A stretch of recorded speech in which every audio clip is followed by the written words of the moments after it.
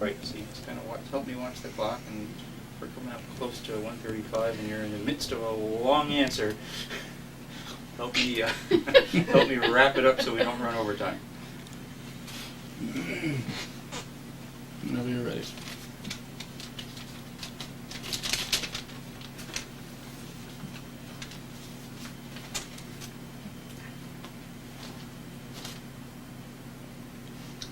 Welcome to North Country Commerce, a business and community service of the Plattsburgh North Country Chamber of Commerce. I'm Gary Douglas, president of the Chamber, and every couple of weeks we try to bring you a new program examining issues and services of interest to business here in the North Country, as well as all citizens here in the North Country that are interested in seeing jobs created and activities coming here to our backyard. Certainly one of those prime areas of activities and job creation, hopefully in the future here in our area, is tourism. And we want to let you know about what's going on with tourism promotion. And we've got really two different players here with us on this segment who are out there trying to help bring them in, keep them coming, but also get more of them to come here and leave more dollars behind as they go home, which is the thing we like them to do. Come, spend their dollars, enjoy what we get to enjoy every day, year-round, but don't stay here, then go home after they've left their money. Hopefully with as empty a wallet as possible. That's the goal, putting it very bluntly. But that's what these two ladies are about. Ann Melius is the brand new administrator of the Adirondack Regional Tourism Council, and we welcome her to the North Country and the new mission that she's taken on. Welcome, Ann. Thank you, Gary. And the lady directly next to me should be a very familiar face to all of you for years here in the North Country in various roles, but for the last over 3 years now. Yes, sir. Is the director of the Champlain Shores Visitors Convention Bureau, which is a division of the Plattsburgh North Country Chamber, and she takes care of keeping all those folks coming and bringing them into the Plattsburgh North Country area specifically. Hopefully. Welcome to the show again.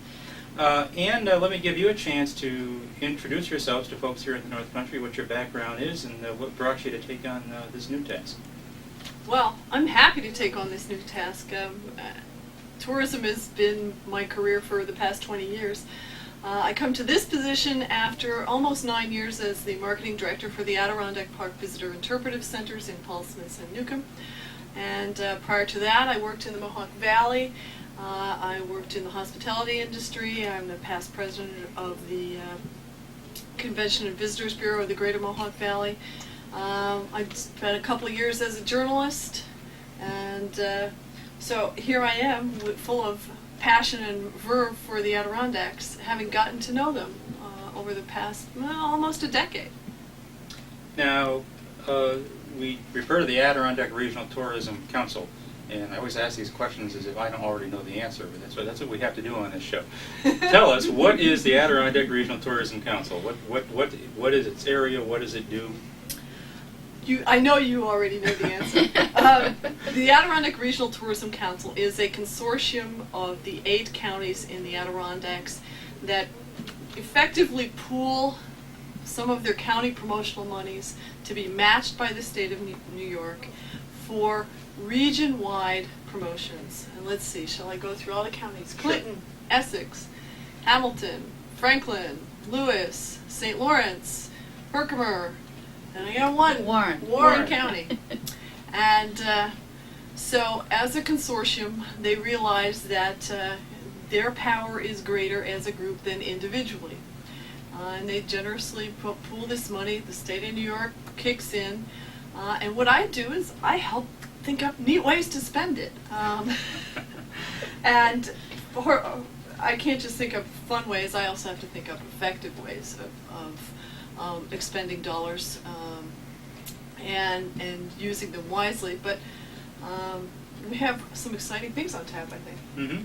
Now, one of the things that the council does, and then we'll touch on the promotional programs the council does too, but one of the things that people are very most know about but may not know that the council is, or the folks that do it, is the Beekman Town Welcome Center.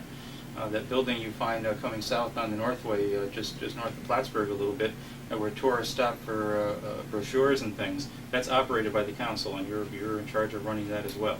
That's right. That is a facility that is owned by the state of New York, and the Adirondack Regional Tourism Council operates that facility under a contract with the state of New York.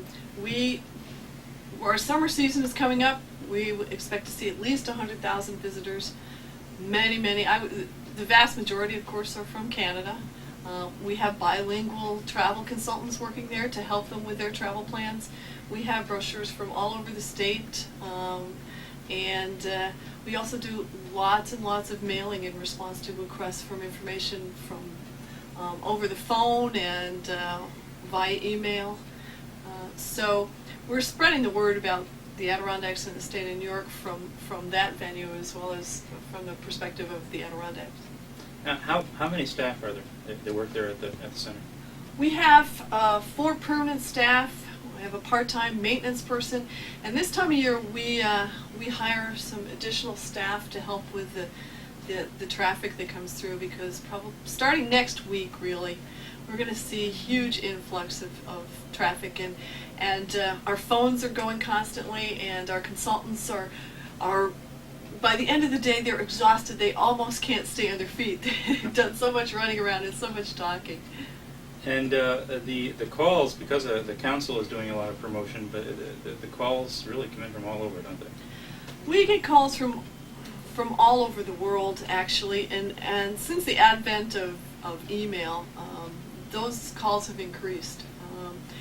We don't have the money and the reach yet to move into international markets, except through the wide world web, and it's just starting a trickle of international interest in the Adirondacks, and that's where we're getting a lot of our international inquiries. Now, walk-in traffic at the Beekman Town Center, I'm sure it must have experienced some decline as Canadian cross-border traffic went down, but is it on the up now as we're seeing generally in the area? It has, since we opened about 7 years ago, yeah, we have seen a decline, and it's been marked, and it's pretty much been a stair-step decline. We are hoping that this summer is going to show us an upturn. I can't say, the spring was pretty flat. It looked very much like last year, but we're kind of counting on this summer to show us a change in the trend. Now, a couple of things for local folks out there that are viewing this. One is, just as individuals looking for things to do or vacation plans and so on, they may want to stop in the Beekman Town Center if they never have. It isn't just for visitors coming down from Canada. They'll find things on the attractions here in the Adirondacks that they may want to visit right in their own backyard, as well as statewide. That's right. We've got information on everything you ever wanted to know about the Adirondacks. We can talk to you, and the great thing about our travel consultants is that they've done a lot of traveling in the region. We'll talk to you about waterfall destinations or great places to shop or swimming holes, or we can also tell you about the theme parks and places to stay. And we've got the information on Saratoga. We've got information on New York City. We'll be glad to help you plan a vacation in New York State. We're just as happy to keep your dollars in the state. and the other centers around the state do that for us as well. That's right. In Binghamton and other places where there are centers like this, they're doing the same thing. So we all share. But it's a great resource in our backyard for travel info. Just stop in. You'll discover all kinds of things around the state, but even right in your own backyard, you'll find it's in the Adirondacks, and you'll say, geez, I didn't know that was there. And then it might be something that some weekend this summer you'll want to do, and you wouldn't have known if you didn't stop by. So if you're in the northern tier, the next time you're coming down the Northway, stop in. Or if you're down below and you're going north sometime, stop in, or make a special trip. Swing up to Shazy, swing back around, come south, and stop in. We're open every day. What are the hours? We're open every day, and throughout the summer, through the summer, we're going to be open until 7 o'clock at night. So do stop in, and fall weekends will be open until 7 also. And the phone number? Is 846-8016. And one other small point, of course, people will go in there and they'll find all these brochures and materials on display. If there's a business out there viewing this that might be interested in having things on display for all of these visitors to pick up there, how would they do that? Please just call us at 846-8016, and we will gladly talk to you about our rack spaces and the various rates that we have for businesses, nonprofit organizations. I think it's a real effective tool for a lot of people, particularly in Clinton County, because that's the first stop most of these travelers are making. It's going to be somewhere in Clinton County. To invest in having their brochures visible at the Beekman Town Center. Okay, now all of the other things that the council does, all of the ad programs and promotions and publications and so on, give us a snapshot of some of the major things that are available right now that are being done. I just happen to have a few of our collateral materials here. Our newest program is the Adirondack Great Walks and Day Hikes, and this has been a bang-up smash.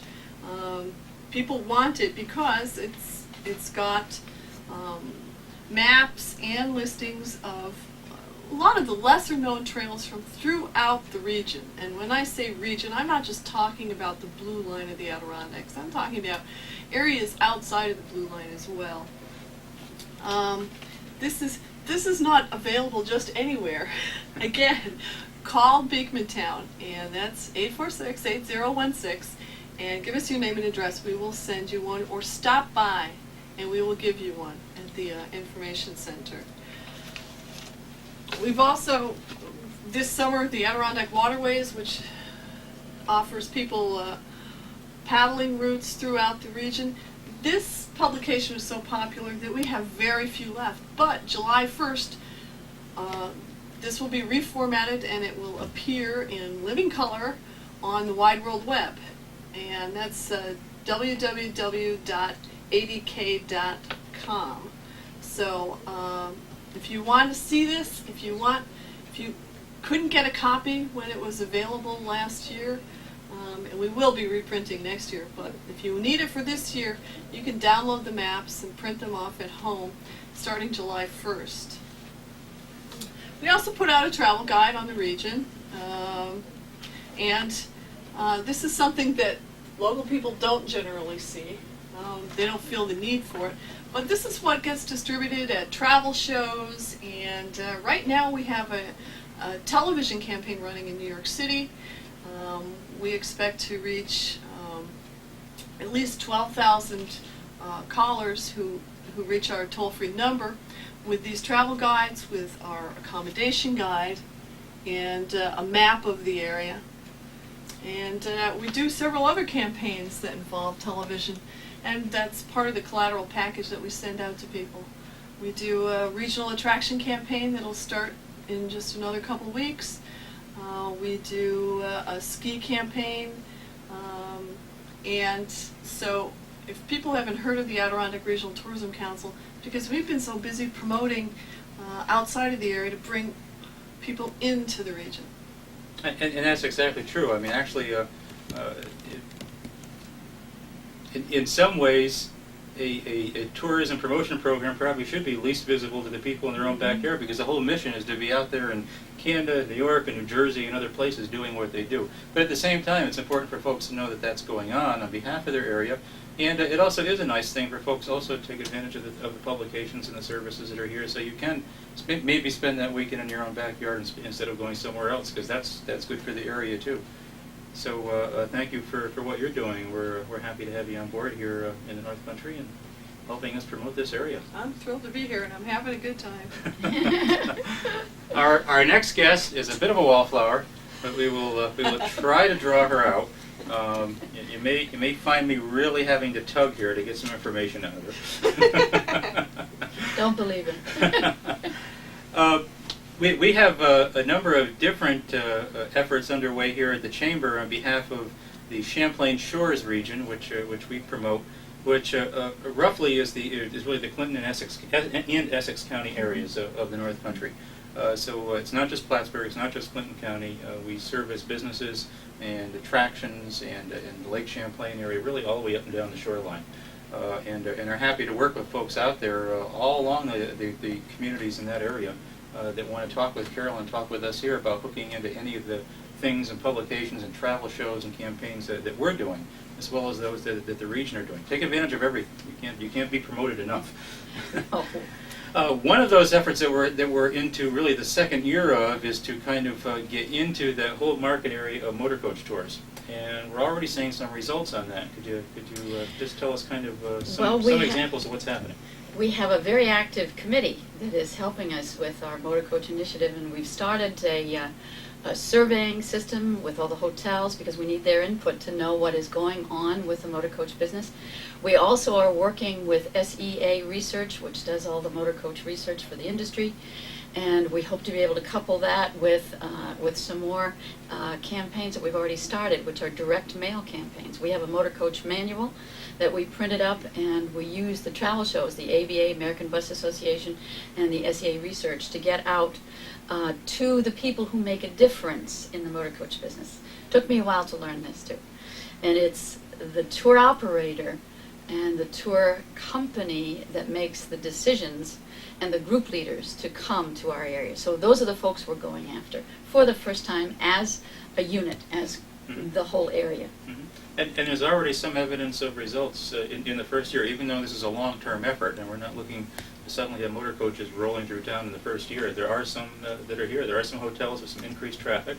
Definitely. There are some restaurants in the area that are having dining stops that didn't have that happening a year ago. So there are some things happening already. We are seeing the results, and right now it's almost like a straw poll. But that's what we're trying to do this year, is to qualify and to quantify where people are coming from, and are more motor coaches in the area. So we'll be doing that this year.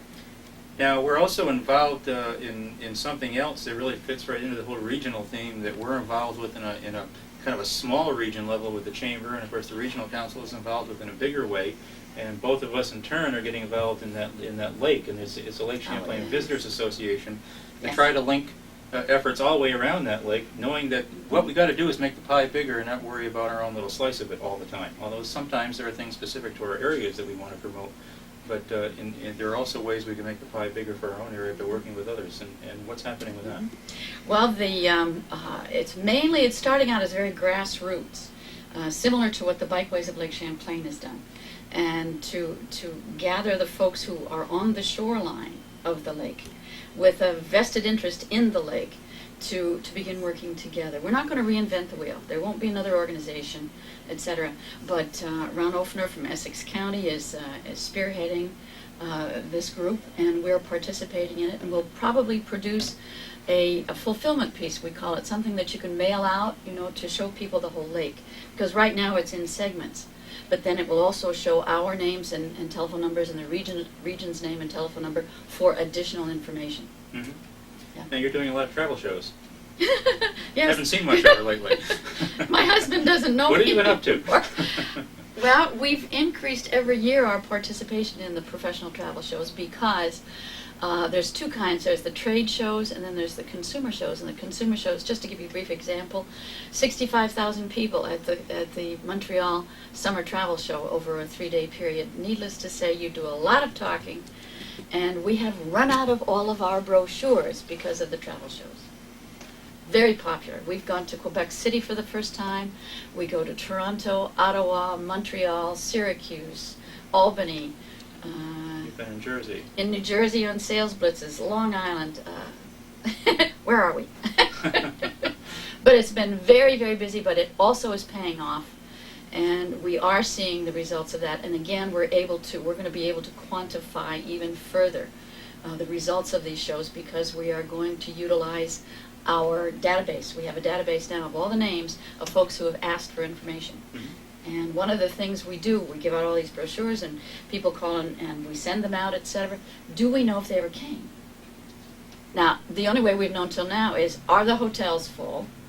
And we do know that hotel room nights rentals during 1996 were up by anywhere, depending on which report I read, between 9,000 and 16,000 room rentals were up in 96, and that's a wonderful sign. But now I'm going to do a double postal code, I'm Canadian, I'm going to do a double postcard to all of the names that we have that have written for information this year, and the postcard to send back will say, yes, I came, I stayed here, this is how I heard about you, this is why I came.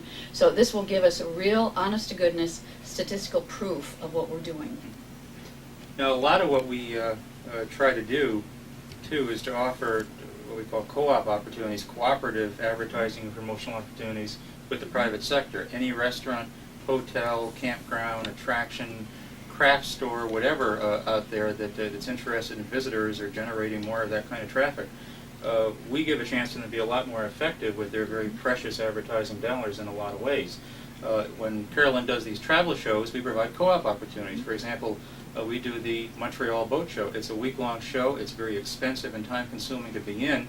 And a lot of the small businesses here in the North Country can't afford it just on their own to go up there and bear the expense plus give a whole week's time. But what they can do is they can co-op with us, contribute a small piece of our cost of that, volunteer to have their people there part of the time, and have their materials there and get that exposure. And we do that with all of the shows and things that we Yes, sir. do. We've done it very successfully with Essex County because we share the shoreline. We've done a number of very successful co-op pieces. This summer's program is underway as we speak, but we have something called, it's almost like a Chinese menu of opportunity for co-op advertising dollars. We will be in all of the papers in Canada, or in Quebec rather, the La Presse, Le Journal, and the Montreal Gazette will be in the Albany paper, so that there's an opportunity to pick and choose which also ones. Syracuse and Ottawa. Syracuse and Ottawa, so we can, you can put together a package that will be compatible with your own budget, but still give you the strength of all of the folks who are there under a banner. So it's a great opportunity. Because it's so expensive when you go into these metro papers, particularly Montreal. I mean, you end up spending several $100s, and you have a little ad like that in the Gazette that's buried somewhere amongst all these big ads, and you're not getting any bang out of it. But you can take that same little bit. We'll help underwrite the cost even That's to some right. degree. This is part of the I Love New Combine York. it with others, and you'll get more notice and more effectiveness because now you're part of co-oping with your neighbors, and that's what we try to facilitate. Yes. And if you're interested in that, it's not too late to get into the late summer portions of that, and hopefully some fall advertising yes, we'll sir. be able to do too. So again, call us at 563-1000, talk to Carolyn, and we can get you info on that, and it might be something that you'll want to buy into to stretch those ad dollars. And it works for us and the rest of the people in it too, because it makes the whole effort bigger. It gives us a presence in that market. Mm-hmm. And there are other things we can tell you about like that we're doing in specialty publications and so on. So definitely call if you're in any kind of tourism-related business in Clinton or Essex counties, and you haven't ever talked to us before about these programs. Then what are you waiting for? Call us, and we'll tell you more about them.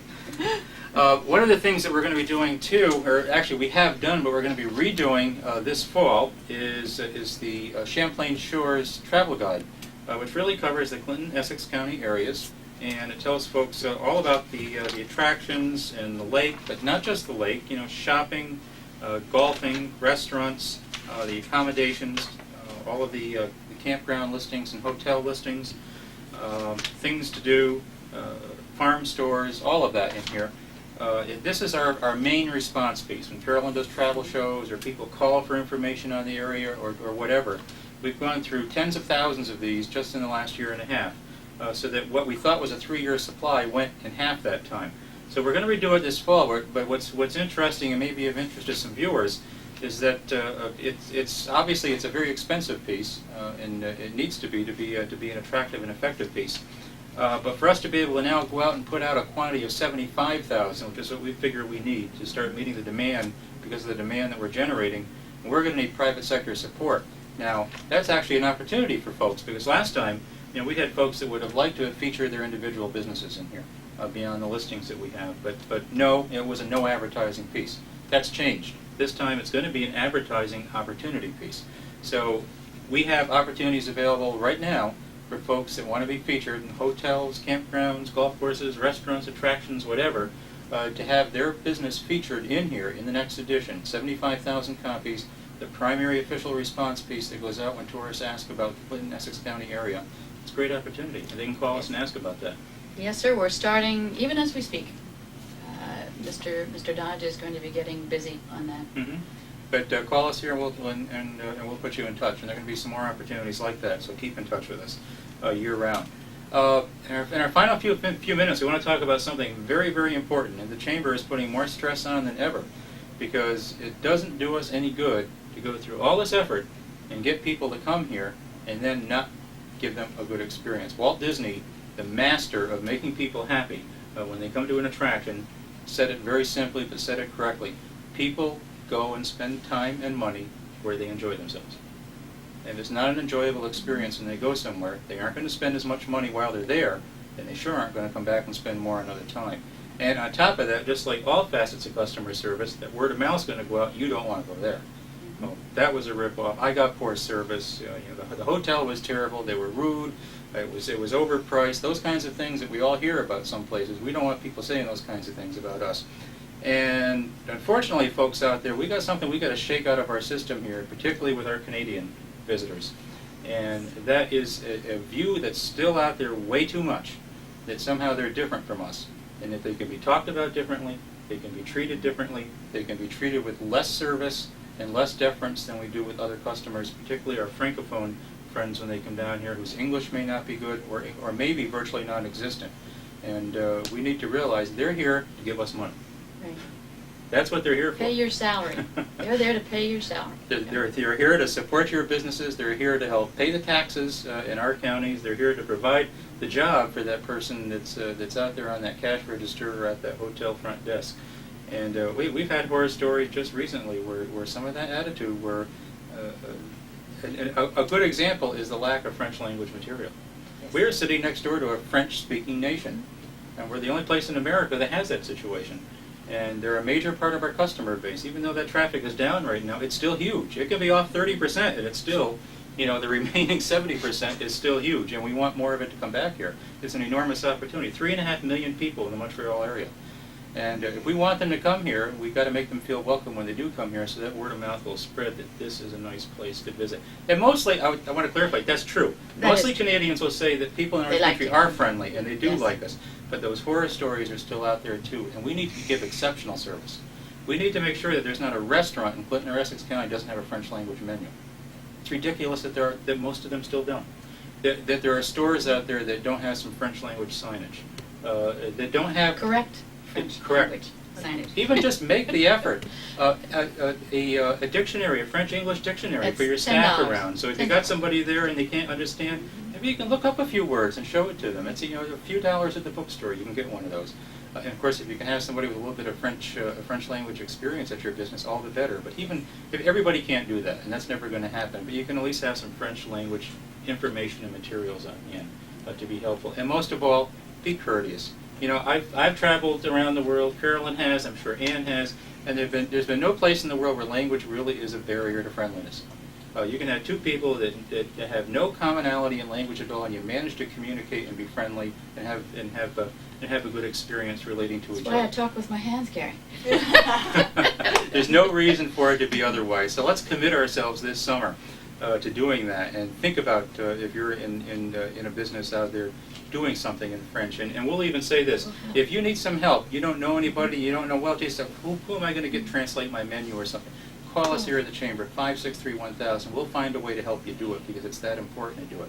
And I really want to close in that note and make sure that got out as our customer service message. We even have a few brochures we'll make available to you that are some simple hints for Canadian visitors, and one of them is in a French language version. We'll supply you with those to tell them how money is exchanged and other sorts of things that they want to know when you're down here. So there you have it, a whole lot happening with tourism promotion.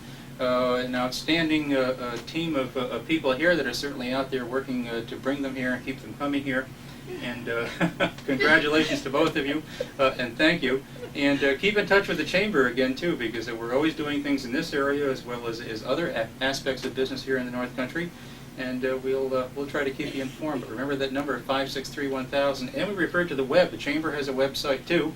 And so visit that. It's North Country Chamber, all one word, .com. So check that out as well. And as always, thank you for watching North Country Commerce. July 1st, are you on film? I asked you the question. It comes across better on TV if you're talking toward him than if we're... What's that? What would you like to address? Using 3139 Route 22. using Cornell's resources out of Ithaca, as well as the connections with all the existing people that we are working with now. Great. The farmers, orchardists, dairy people. Okay. But aren't we knowledgeable? Okay. All right. You ready? Pen? Tell you're ready. Here, DeMille. Actually, you have more hair than DeMille. Welcome to North Country Commerce, a business and community service of the Plattsburgh North Country Chamber of Commerce. I'm Gary Douglas, president of the Chamber, and every couple of weeks we try to bring you a new program here in the North Country that tells you about something happening in the business community or services that are available to the business community out there in the region. And this segment really kind of touches on both because it's something happening in the business community, but in a very real way it's a whole new kind of service that's available out there for some folks that want to start businesses or have started some small ventures and want to help take them to the next step. The Adirondack Kitchen. It's coming. It's coming soon, and it's coming to the former Plattsburgh Air Force Base in Plattsburgh. And here to tell us all about it this evening, we have Mary Gwynn from the Small Business Development Center at Clinton Community College in Plattsburgh. Welcome, Mary. Thank you, Gary. Bill Leonard, who is Vice President of Cornell Cooperative Extension in Clinton County. Bill. Hi, Gary. And we have two of our producers that are going to be part of the kitchen, Wayne Rabideau and Vivian Papson. Mary, Yes. Adirondack Kitchen, what is it? In a summary nutshell, what is this about? It's an opportunity for people who have a recipe or potential food product to develop it in a full-scale commercial kitchen with the support of a small business development center program, which will help you on the business planning, everything from suppliers to equipment, to the actual marketing of the product outside the area or through tourism. And it will be at a low cost and hopefully available to a lot of people who would like to develop specialty food products. Specialty food products. Probably a lot of them with a real theme either tied to the area's resources or its image. Absolutely. We're hoping, we've been so fortunate in this region to have such wonderful foods, maple syrup, apples, our regional products, and a tradition of food in the area, as we have with the rustic furniture. You wouldn't know that from some of us. There's a tradition of food in the North Country. And we love our foods here. And we'd like to share them with the rest of the country. And we're hoping that we can develop a specialty food business in the region that can translate into a national image. We're finally going to do what Vermont's been good at doing for so many years. They've done it And very well. we've got as good, in many cases, better stuff to work with. And different. And very different. And different. Yes. Yeah. You know, I have certainly been inspired by the foods that we have locally. I know our apples, for instance, are the basis of my apple butter, and I'd like everybody to make apple butter be the spread of choice in the morning, whatever they enjoy. We had some apple trees in our yard, and when they began to bear, we were so excited about it, we thought we need to make some apple butter with this, and it turned out so good that now we've been producing it for sale. Mm-hmm. And I think that it's not by mistake that the name of our product is Thank the Trees, because we have such wonderful apples, wonderful cider, wonderful maple syrup, and it makes it an excellent product. Now you're producing some product now. Yes. The kitchen is going to allow you to do what? Expand your operation? Absolutely. There's so many ways in which the kitchen can help. You know, a good product that's marketed well takes more than one person. There aren't any out there that only one person has done. Mm-hmm. But the kitchen allows a community effort as far as the ordering and as far as the shipping is concerned. It also gives us all of the expert help that we need Mm-hmm. for both the production and the marketing. Those are a lot of hurdles for a beginning producer Mhm. to have help with. Now you mentioned community. This is really an example of a lot of different players that came together to make this idea work. And let's go through some of them so we define kind of what their roles and contributions have been. Small Business Development Center and Clinton Community College. What role have you both played and will continue to play? That, I guess we wrote the initial grant and put the concept together with the support of Mark Berry from the very beginning encouraged us to do this project, and we owe him quite a lot, and Park quite a lot, and their staff entirely is behind us, which is neat. They've worked very hard with us. And Cornell Cooperative Extension, and I'm sure Bill will address their part. They have been wonderful within this project, have added the largest component. How do you produce foods and do it well? Mm-hmm. And Bill? Well, when the opportunity was presented to us, it was just so obvious that this was a win-win-win in every single direction that we could see. talking about the local economy. We have so many farmers, dairy people, orchardists that are people that are looking to extension for guidance and assistance, that we can take these people and say, hey, here is yet another opportunity. Somebody like Vivian is going to be producing apple butter. Perhaps there's a new flavor, a new variety, or whatever. We can take, through our manager, who's going to oversee the kitchen, have direct access to Ithaca, to the schools down there, and say, can you give us some guidance? Is there a new strain or something that can be developed? Well, we jumped in, as we said, and we have now, I can tell everyone, have hired a manager for the kitchen, and she's got tremendous background, a dietitian, and skills and experience all over the place. We're very pleased. And on top of that, we just think that the opportunity to grow business in the North Country is tremendous. Hey, take someone who, whether it's Vivian, who is already working perhaps to capacity and is looking to expand, marvelous step up. Perhaps someone who has been working at home and would like to take the next step. Well, there's a lot of capital required to buy all that equipment to step into a commercial kitchen. Here's an opportunity for an interim step. You can rent the space, rent the equipment, and see if it works before you have to commit to all of that capital expenditure. And over $250,000 of equipment available to people, which is pretty amazing. Which touches on the facility. I know everyone out there knows that there's a 5,000-acre facility out there, and there's a lot of different kitchens out there around that facility. But for folks that know the base better, and I know a lot of our viewers do, what facility is this on the base?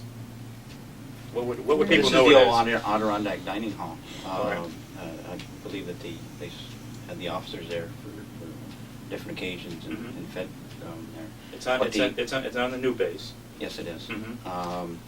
And I think the uniqueness about this kitchen is you got equipment in there where you see these in modern kitchens. You got tilt-a-fryers, you got state-of-the-art baking ovens. And another uniqueness about this kitchen is you can do several different things. They're going to have a chocolate room. They're going to do baking. You can do salsa sauce in the same kitchen that you do ketchup. There's going to be a bottling machine. There's so much equipment here that's it's for somebody to go out and buy this. It's $500,000 at least to start up, and nobody in this day and age has got that kind of money with a small operation. You can take a small operation, go in one corner, and develop it over time. Things that's going to take maybe 4 or 5 years to develop, but it's going to be there. The price is unbelievable for the amount that you're getting for the dollar is unbelievable. This kitchen is going to be great for the North Country. I'm so excited about it. It's to get the different variety of North Country products in there and start developing it. It's going to be a tremendous opportunity for the whole North Country. Well, we're all looking forward to the products in particular. Mary, now this concept has been done elsewhere. Yes.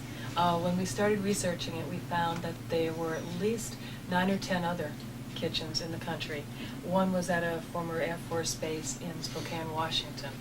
And since then, there have been other people starting kitchens, investigating doing it. We've had many calls from people downstate who, Poughkeepsie is doing a similar concept.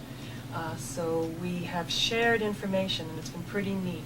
You can call up another kitchen and say, hey, what kind of equipment do you have? And they'll send the list. Everyone has shared their information to make this work.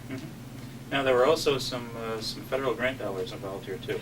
Yes, we're very happy to have USDA fund us for the larger part of the project, and Park also backed us up with match on the project in forgiving different fees for us. So it made it possible, otherwise we could not have gone ahead without Park and the USDA. And Now- we're looking for other grants too. Well, I was going to ask that. Now, how financially does this kind of support itself? The people will pay on what kind of basis to access the facilities? How will it actually work? It's initially looking at somewhere between $16 to $20 an hour to use the kitchen.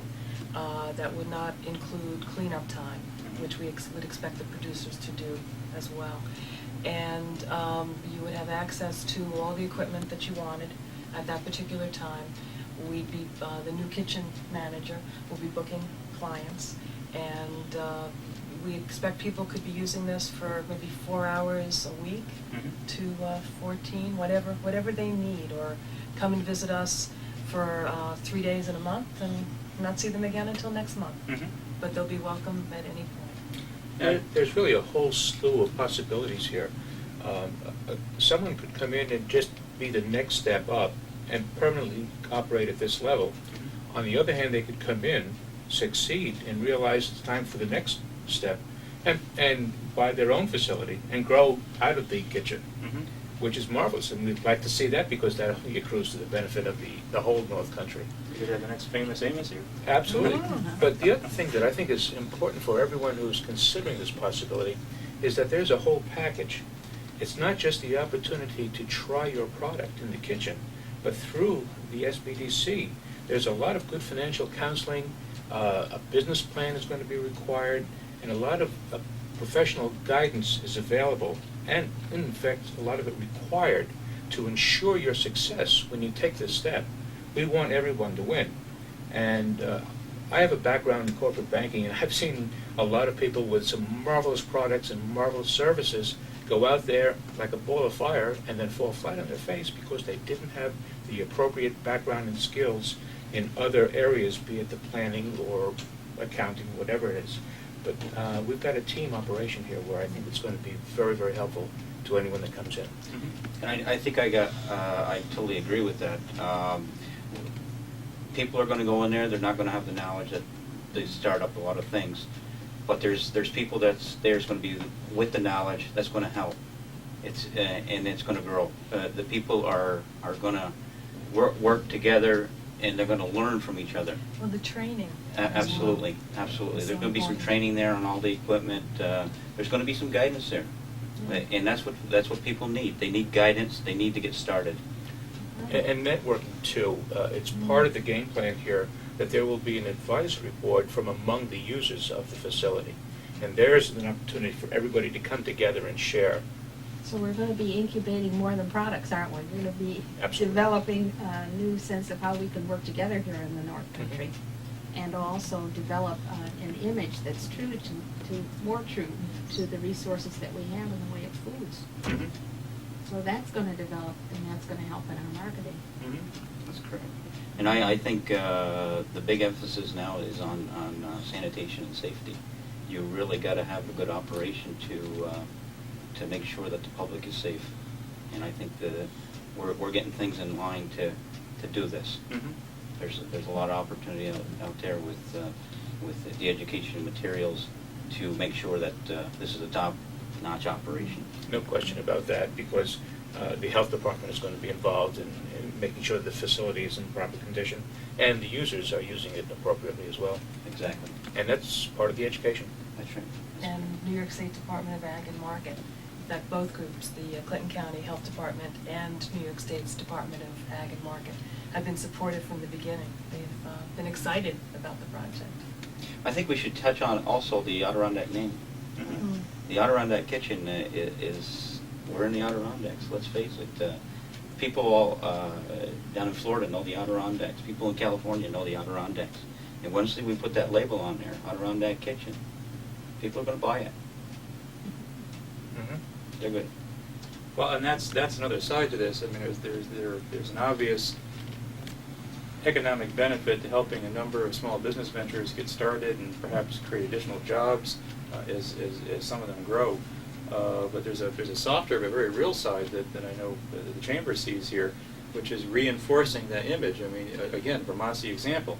But what is one of the things that everybody does when tourists go to Vermont? They buy some maple syrup, and they see products in all the gift shops over there that they somehow manage to put the Vermont image on everything from potato chips to whatever. But they use that, they wed food products to reinforcing the image of the tourism area, and that hasn't ever been done effectively in the Adirondacks. I mean, there's products out there, but there just isn't that same connection. And creating more products and marketing them in the right way might be the beginning of doing that, which can have some real reinforcing effect on tourism down the road. And I think the use of the name is important here as well, because it also signifies the fact that it's not just for Plattsburgh, this is for the entire region. Mm-hmm. Anyone that wants to come in and use the facility from the region is welcome. That's right. Now, having just touched on marketing, so somebody has a nifty, great product, and they come in and they develop it, and it tastes great, and it looks great, and they got their concept. What assistance will be there to help them get that into the stores or in catalogs? Well, there's or several whatever? different things that we can take off on this. We got brokers that they're all around. They'll take that product and they'll market it Mhm. to supermarkets, to specialty shops.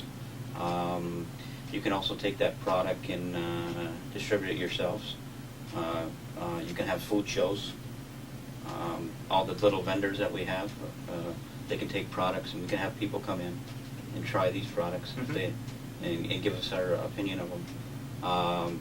There's a whole line of marketing tools out there that we can do, and I think we have the people that can push it. And we'll be looking for an additional grant to help on that marketing in developing further the Adirondack specialty food image, to be able to take perhaps the group of products Mhm. to shows nationally Mhm. and market outside the region. I know the Adirondack North Country Association has done that with other kinds of Adirondack products in the past. They Very go to the national effectively. gift shows and so on. We're hoping to, I've been talking to the director of that program, Terry DeFranco, Mhm. and hopefully we can develop some relationships with them. Mhm. We've been pleased to work with them. Let's turn to our two producers here, and let's hear about your product. We know about the apple butter. What's your venture? My venture is, I believe, I got several different products that I want to develop. I have a pizza, a thick crust pizza, which is kind of unique. I have spaghetti sauces that I want to market, barbecue sauces, salsa sauces. Mm-hmm. But the thing about this kitchen is, once you get started, there's all kinds of ways you can go in this and grow. It's unlimited. Once you're into food, it's endless where you can go with this operation. Mm-hmm. Now, are you producing some products now? No, but I teach food service right Mm-hmm. now, and I've been in the food service for 22 years, and I got a good sense of what's going to sell out there and what's not going to sell. Mm-hmm. That's what people want to focus on. They want to. You got to get products that are going to sell. Mm-hmm. You got to get products that are going to be unique, specialty products. Something people don't have. You want to focus on getting the product out there and have a good product.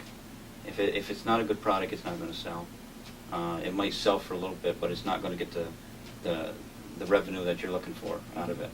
So you got to make sure that your products are top notch. So you're an example of someone who's developed some potential products and some ideas, and the kitchen's going to allow you to kind of maybe get that venture started. And you've actually been producing. Yes, some I products. have. I have been producing products, and I know they're good because I've taken them to food shows and craft shows, and they've sold. I've also taken them to, sold some of them wholesale to some of the shops in the Adirondacks. Mhm. However, even though I've demonstrated that it's really something that the public will accept, it's a long way from being able to market it in a really productive and way that, as you say, it's going to yield some revenue. Mhm. And I think that all of these enhancements that are needed as far as the money to produce and to market, I'm gonna be finding those things in the kitchen and in the relationship that the kitchen has to the SBDC and the relationship that the kitchen has to other people who are also trying to do the same. Mhm. That's what I'm looking for. That's great. Mary or Bill, give us a sense of who some of the other people are that are going to be out there in the beginning, and what they're going to be doing. Other products, let's see. Certainly salsa and mustards seem to be popular. We've had more calls, I guess, for chocolate. Trying to think of some of the others. Salad mixes, herbal dressings. Let's see. Just about every soup to nuts, Mm-hmm. almost. One thing that's been important for as long as Mary's been working at putting this together, she's had several opportunities to bring together some focus groups, and there's been a lot of interest. And maybe Mary, you could expand on that a little bit. And I mean, that's how I we think found these good people. Right, I think we'd like, we're going to be continuing that with cooperative extension, to have additional training sessions for people to come in and learn, have training, but also meet each other and put them at ease with this process. So yes, we have found many groups. Each time, I guess we've added 10 to 15 new people who are interested in different products. And I think that's part of the next big step for the kitchen manager to get out there and do some heavy-duty marketing Yes. in the area to say, we're here, we're open, come on, enjoy us. Mm-hmm. How many do you have right now that will be starting the venture? Where people are at various stages, so that's hard to call. I would say there are probably about 10 who are close to being ready, on the flight line right here, Mhm. so to speak, and probably another 15 or so following them, Mm-hmm. for sure. And then every week we get more calls, and we hope to continue to get calls from people who would like to know more or exploring the option. And again, that's what the kitchen manager and the SBDC person we're hiring will be doing. They'll be introducing the kitchen Mm-hmm. to a lot of people in the area. And I think Mary, you should point out that you're going to have personnel dedicated.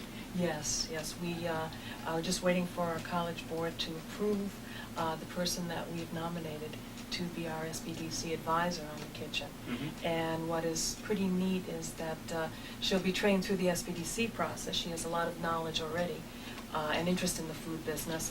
But the Vermont Food Venture Center across the lake has offered to help give us some training Very as good. well on their process. So your person and our manager are really going to be a team. Yes. And that coordination is going to facilitate it as well.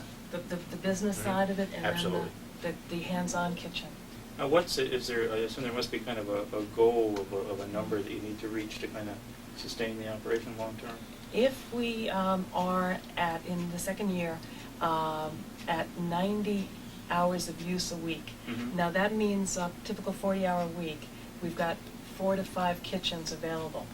That would be 200 hours a week, that if we had everyone there cooking and developing this Adirondack food market, we'd be extremely happy. Mhm. But we're looking at 90 hours maximum, Mhm. so not even half Mm-hmm. of full capacity.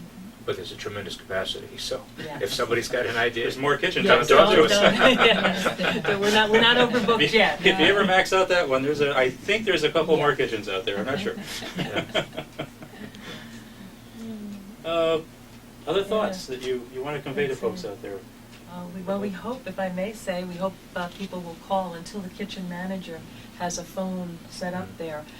If people are interested, they should call the Small Business Development Center at Clinton Community College at 562-4260. And our SBDC advisor will be starting the first week in September, again pending board approval. Mhm. And I believe the kitchen manager... Kitchen itself will be open officially when?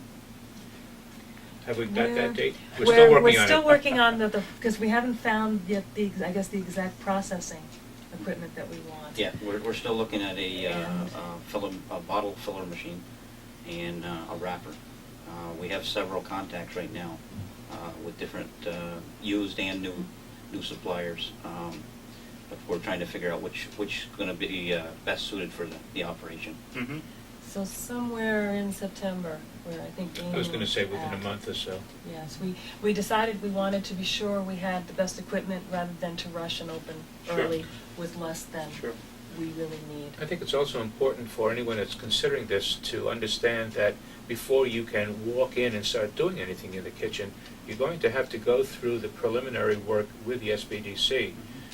So there will be a little bit of a lead time, and your people will be able to expand on that. But that's an important part of making sure that you're equipped properly in a business plan, financially, etc., before you start Absolutely. messing up the kitchen. Jump in the kitchen, right.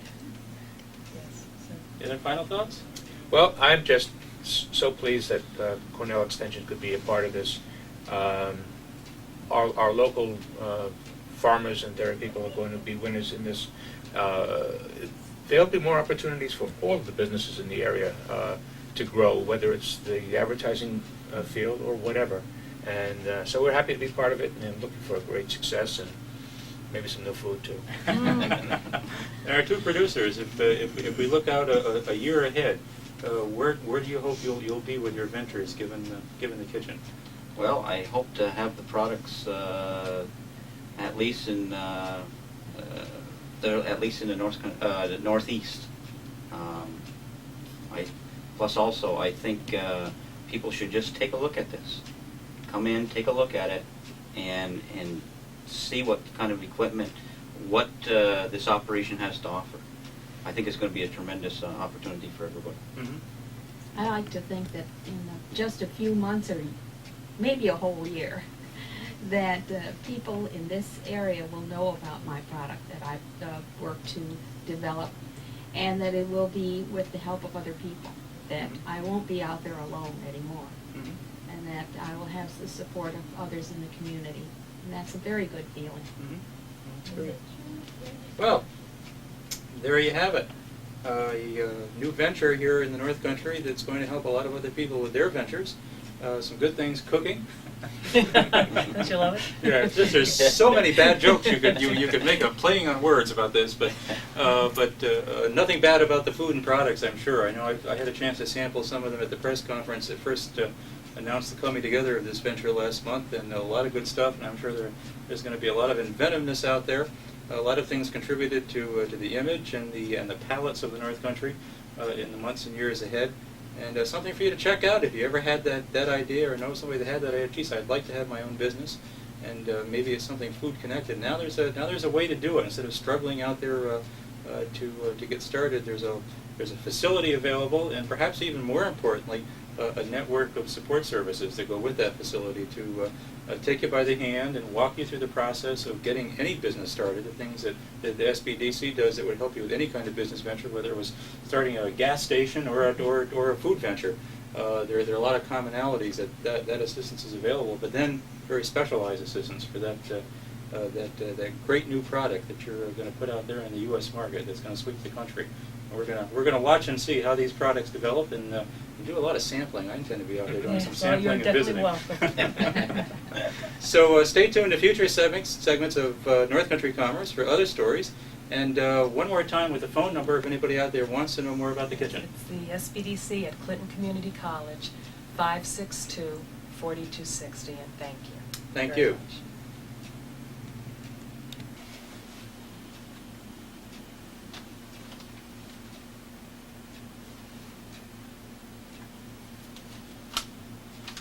Here's your business card. Title right. Okay.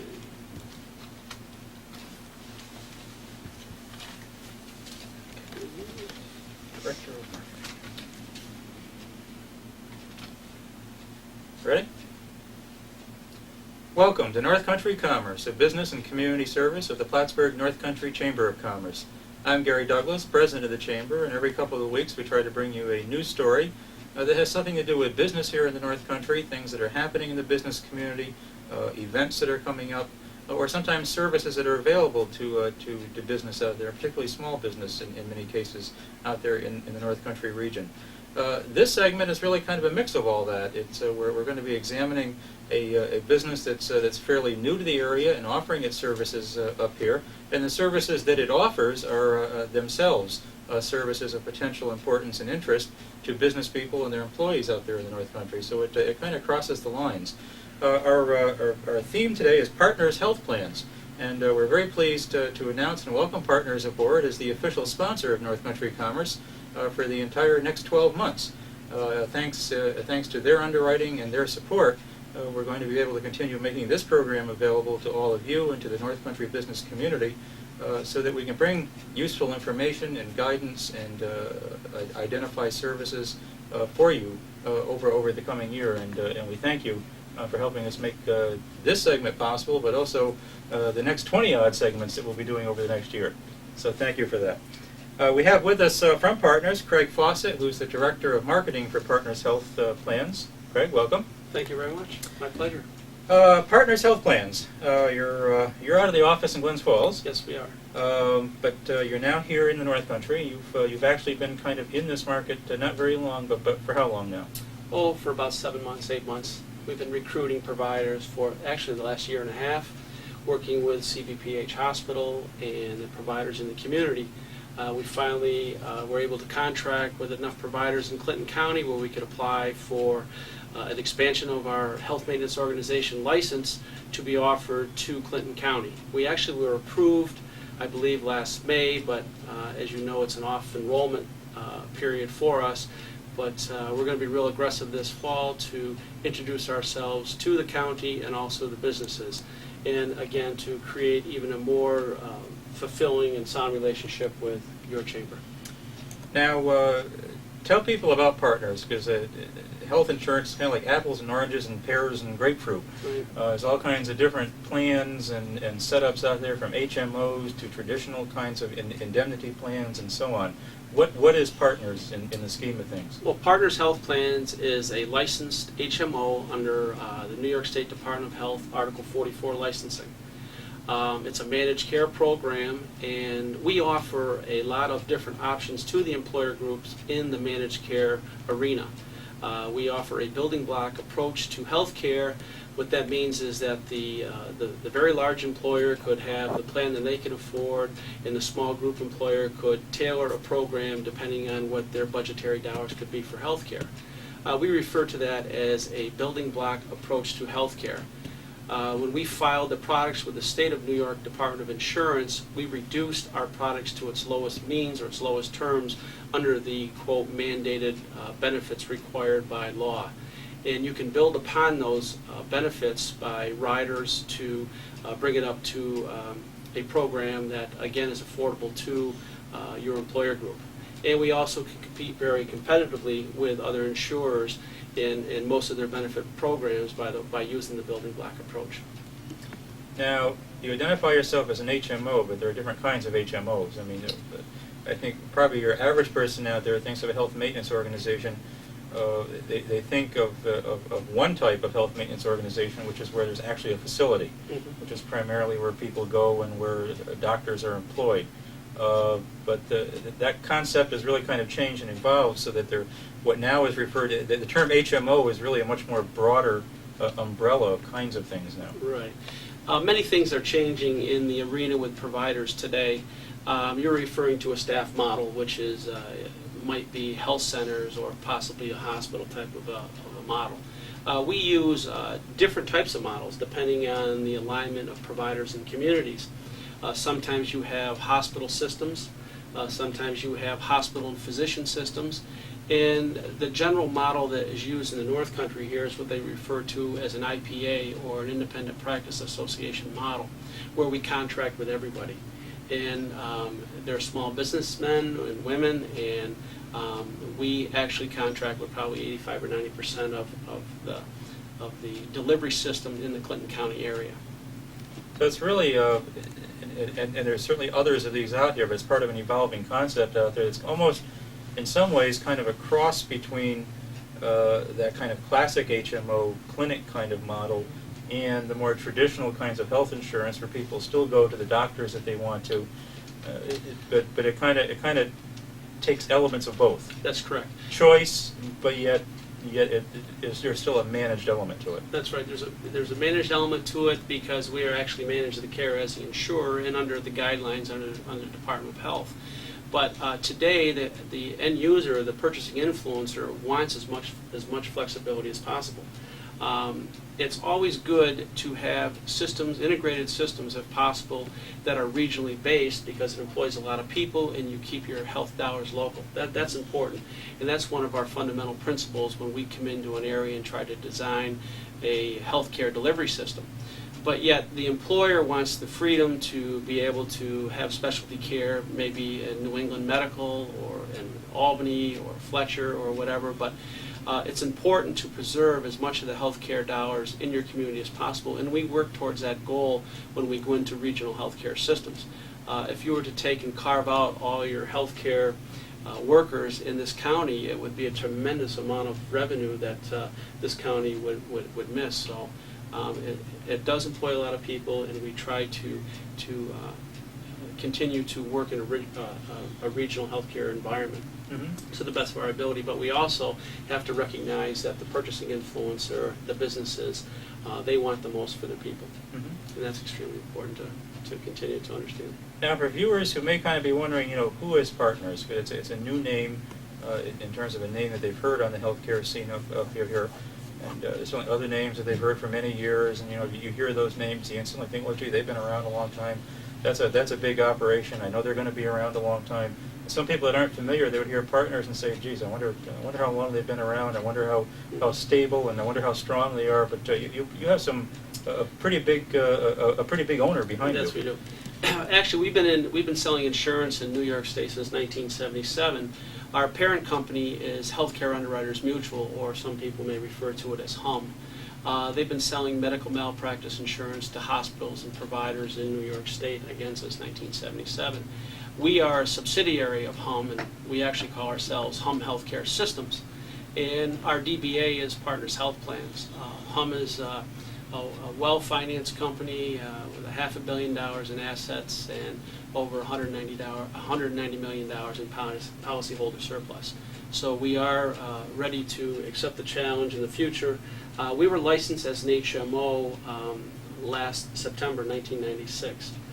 We had been working on it since February of '96, and I think we may have a record getting the HMO license through the Department of Insurance. And overall, we've been in this state since 1977. And it's a complement for our parent company and to not only sell medical malpractice insurance to providers, but also to go back to the providers that they've had business with and do contractual relationships, with the HMO environment.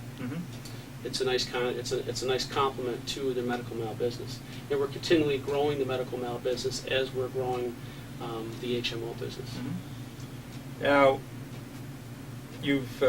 that answers the question that there's certainly a big company. It's been around for a long time. So while it may be new in one aspect, it certainly isn't new, and it certainly can be depended to be there to back up its plans for many years to come.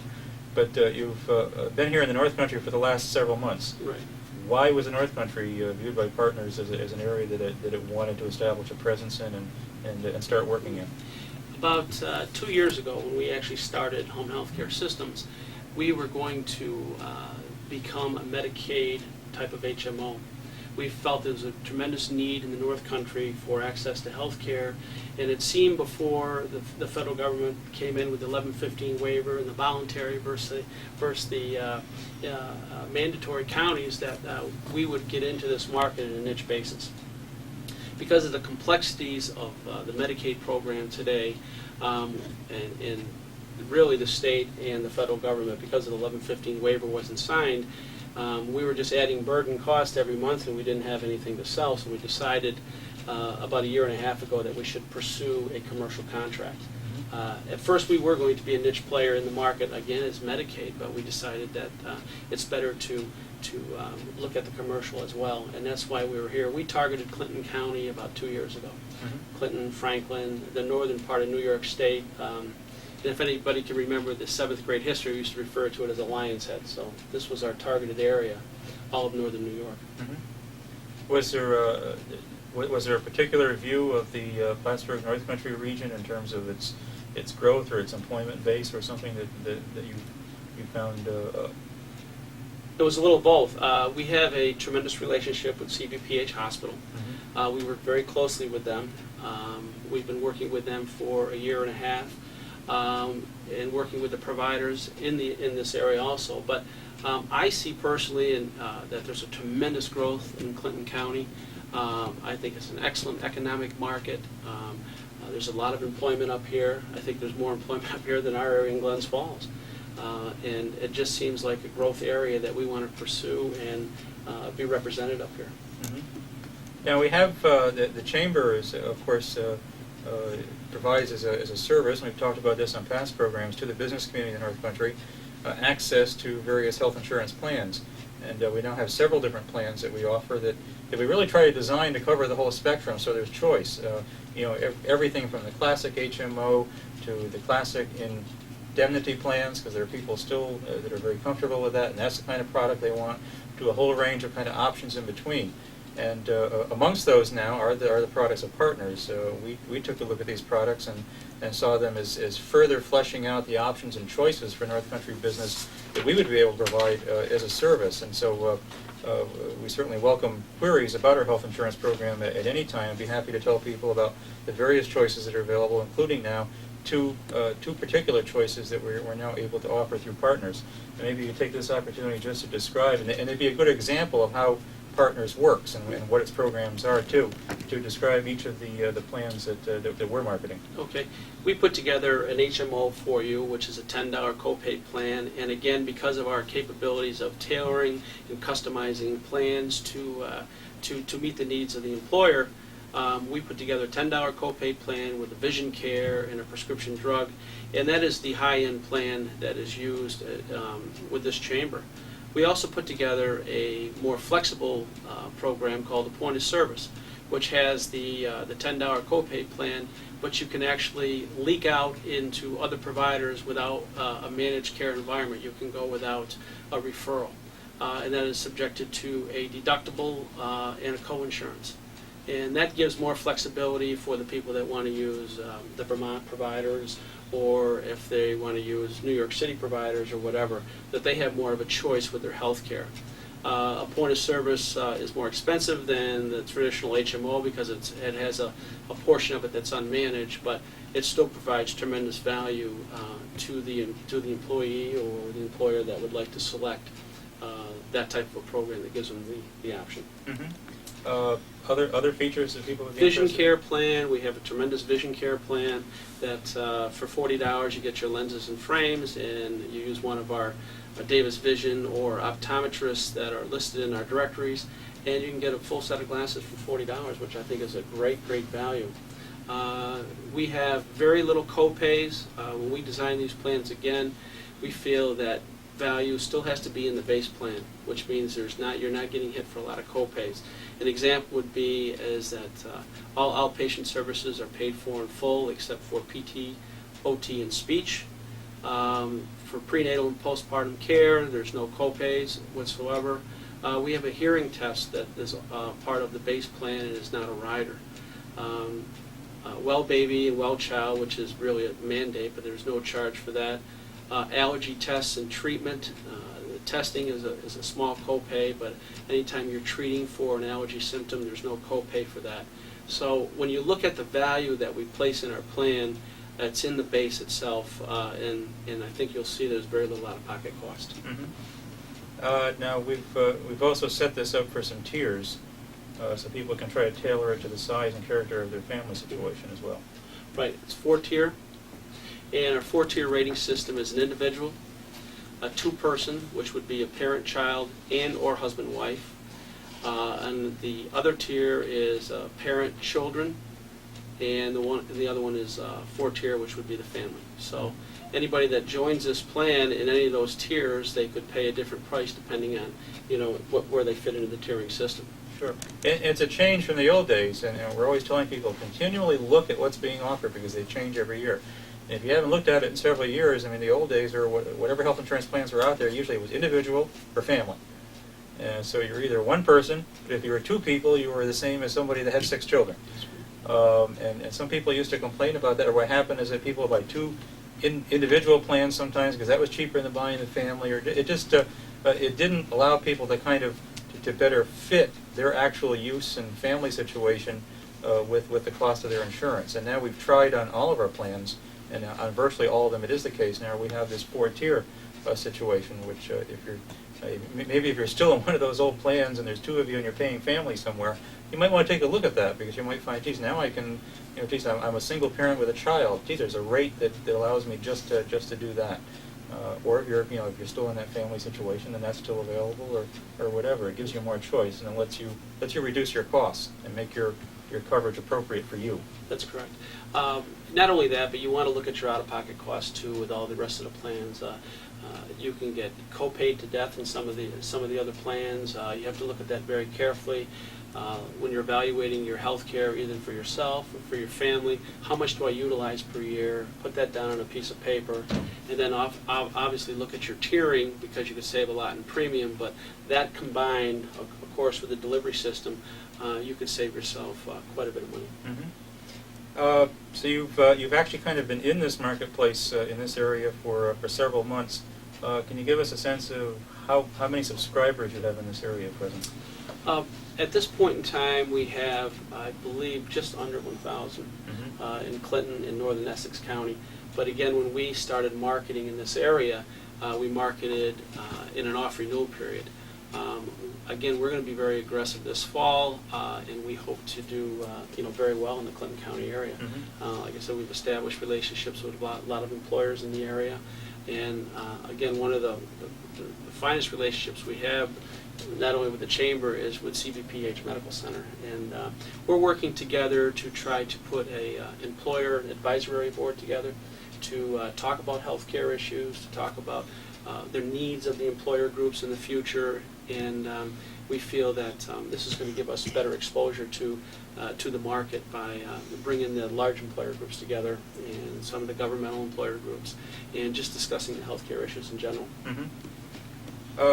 Now, for people out there that have an interest perhaps in finding out more, and this really applies to most of our plans here at the Chamber, but certainly to our partners' options, these plans are available through the Chamber for anybody who's self-employed. That means you have to be in some sort of business. That's really broadly defined, though. I mean, maybe it's real estate. You own income properties. You have something that causes you to file a Schedule C that says you have a business venture of some kind. All the way up to larger employers who may be looking at it either for their managers or for all of their employees, whatever. It runs the gamut. So if it's of interest to you, I mean, we always say this, call the Chamber 563-1000. We're always happy to talk about any of our program content that we put out there on North Country Commerce. And we'd certainly be happy to talk to you more about health insurance options, and to have our full-time person who's on board here actually sit down and help you understand the options that are available, including the new partners plans, and help you assess whatever you currently have versus the choices that are out there for you. So please take advantage of that. Obviously, partners sounds different to a lot of people out there in terms of health insurance, and I know they've heard on this program, and of course read and hear everywhere, all these kinds of new terms, and things are changing. Yes, they are. They don't look anything like they looked 10 years ago when it comes to health insurance. Right.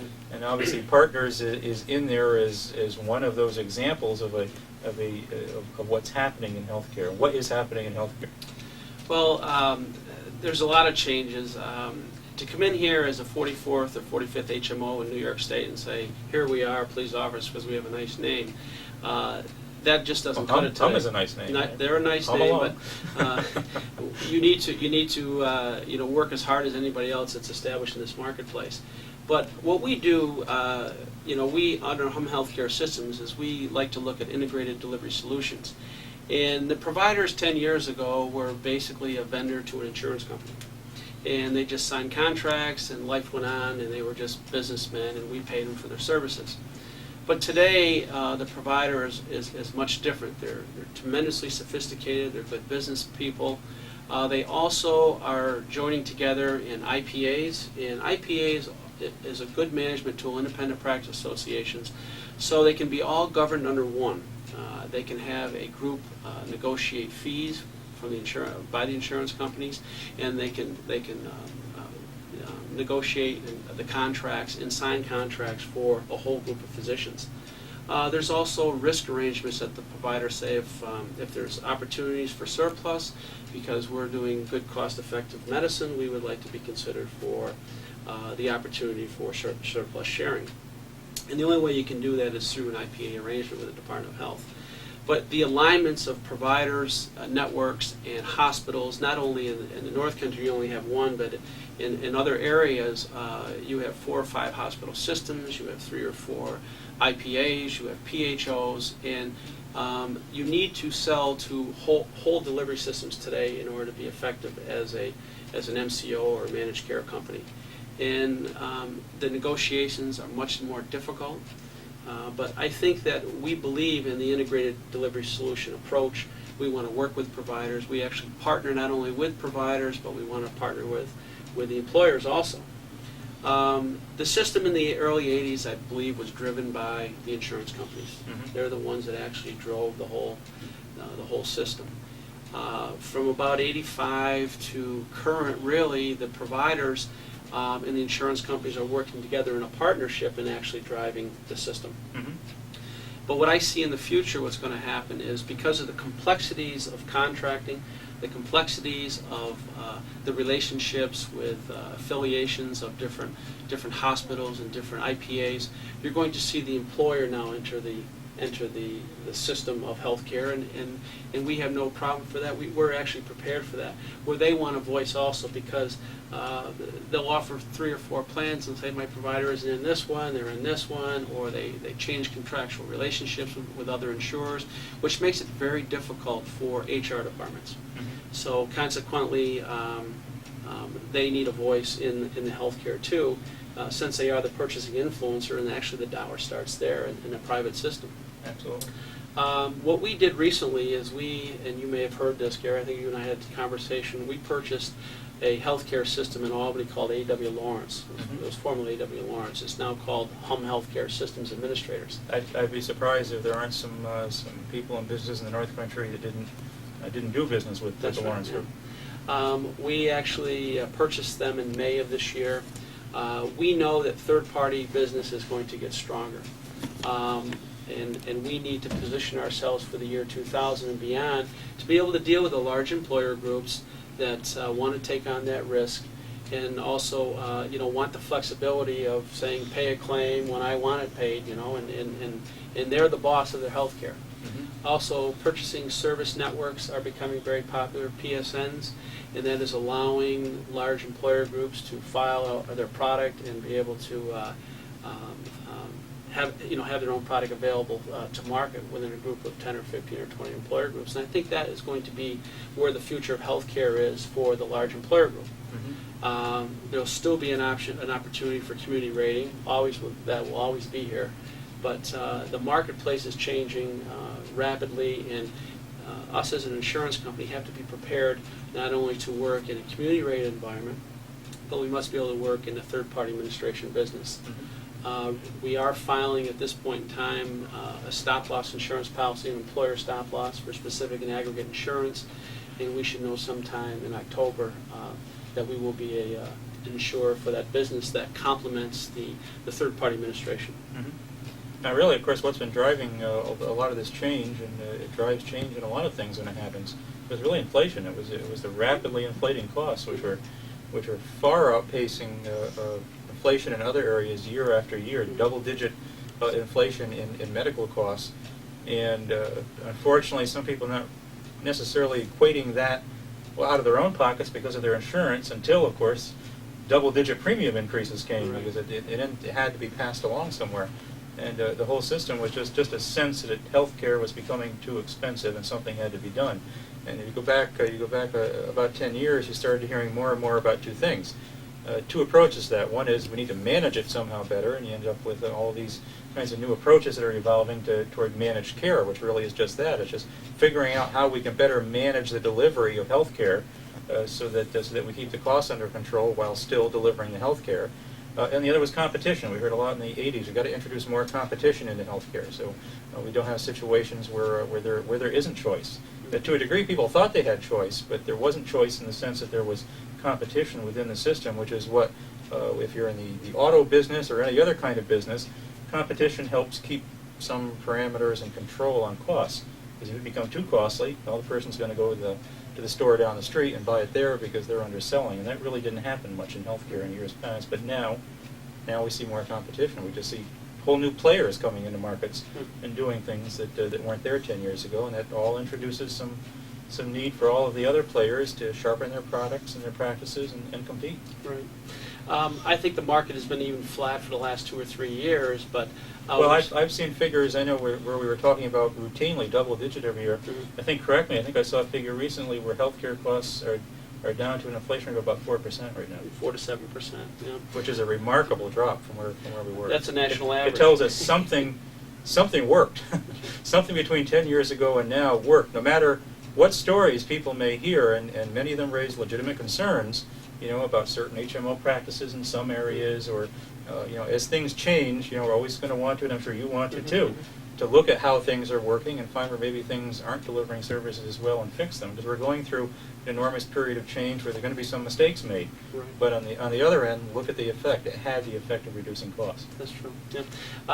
When NIFRM, which was the inpatient reimbursement methodology, sunset December 31st, there's a bad debt and charity pool that was attached to that for the uninsured. Now the insurance companies are assessed 8.18% to pay to compensate for the bad debt and charity, and that is taxed on all in and outpatient hospital costs plus Article 28 D&T centers and lab and X-ray. So that is being passed on to the insurance companies this year, so you're going to see that reflected in some of the rates. And it's when the hospitals used to collect it and turn it over, now it's the insurance company's responsibility to do that. So you're going to see some upward movement in premiums because they have been flat for 2 and 3 years, and there is a little bit more utilization, but it's not anywhere near double Hopefully digit. never back to the bad old days. No. So there you have it. A lot of change in healthcare and in the whole health insurance realm. Including a lot of change right here in the North Country, and a new player here in the North Country that's really just a symbol of that change and that new competition and new kinds of choices that are being made available. Thank you for watching North Country Commerce, and as always, tune in for future episodes, and call us here at the Chamber with any questions anytime at 563-1000. To really jump in with all that angle.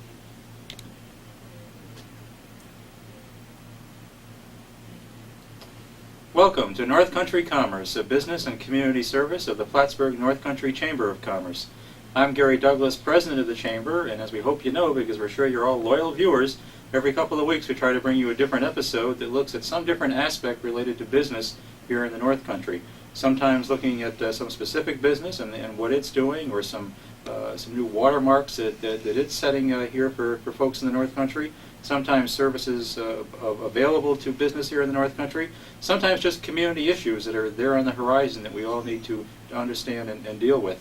We're happy in this episode to really focus on a specific business that can help tell us the story of what's happening in its sector, as well as tell us about some particularly noteworthy examples that they're setting for business up here in the North Country and everywhere, including a major award that we'll get to tell you about. That business is Evergreen Valley Nursing Home here in Plattsburgh, and we have with us from Evergreen Valley Warren Tessier and Susan Welch. Welcome. Well, thank you. Good to be here. Warren, tell us about Evergreen Valley, the nursing home, its history. I know there was a change in ownership and direction just a few years ago. Folks haven't always known it as Evergreen Valley. Right. The nursing home goes back to 1965 when it was owned and operated by the Sisters of Charity of St. Louis, that are the founders of Our Lady of Victory High School at that time. They built the nursing home back in 1965 and sold it to the present owners, William and Peg Hassett, in September of 1994. And at that point it became Evergreen Valley Nursing Home. So it's only been 3 years that it's been a change in ownership, and it's been during that period of time that we've been working on some of the programs we're going to talk about today. Mm-hmm. It actually was the first nursing home in Chemung County, as I understand in the history of Sacred Heart, Clinton County. That's They have a great chamber in Chemung County. Yes, they One of- do. One of my best friends. well, I relocated from Chemung, so and I do that occasionally. But in any event, it was the first nursing home in Clinton County that the sisters had established, and we have been just delighted to be able to come up and reacquaint ourselves with the facility and to take it forward. Tell us about the home for folks that may not know about it. Its size, how many employees, how many patients. We have 89 beds, and typically our occupancy is at 99% most of the time. Our employee staff is 120, 25 full and part-time employees. And we have also added to that complement a home care business that has another 75 or 80 employees, as well as another 150 to 200 clients. So a big employer and a big payroll here in the North Country. Yes, it is, yes. Is the nursing home, we'll talk about the home care services in a bit too, but the actual nursing home part of the operation, is it all people who need skilled nursing care, or are there some different divisions Right. of the nursing home? All of the residents need skilled care, Mhm. as defined by the state regulations and the federal government. There is an admissions criteria document that we have to follow, called a patient review instrument, that determines whether they're eligible for nursing home placement or not. All nursing homes in New York State have to follow those guidelines, and it's based on your activities of daily living and your functional disabilities and your cognitive impairment, as well as your medical needs. And you combine all of those into the patient review instrument, and it determines whether you're eligible for nursing home placement or not. Mm-hmm. And it also triggers the payment mechanisms for that particular person. Now, home care is something that is certainly expanding, perhaps could even describe it as exploding in terms of demand and need for it, in part because of some of the changes in how we do health care, but also we have an aging population, and more and more population coming up to the point where they need some assistance, and where we all want as a country to let people stay independent as long as they can. And home care can really help them do that. It really can, yes. There really is a proliferation of home care occurring nationally right now. In fact, President Clinton has just put a moratorium on putting more home care agencies into the business until they take a look at the Medicare impact and some of the problems that we're facing at the federal level. But the home care business is booming because it's being viewed as an alternative to institutional care and some other forms of care, as for example, assisted living facilities and buildings. And so there is a big boom currently going on, and Clinton County is in the middle of that. We're very, very busy and active in home care at the present time. You see that as a growth area for your operation in the years ahead? We do. The home care piece was purchased from Senior Services Home Care, that's been established in 1984 here in Clinton County, and purchased most recently last October by Bill and Peg Hassett again.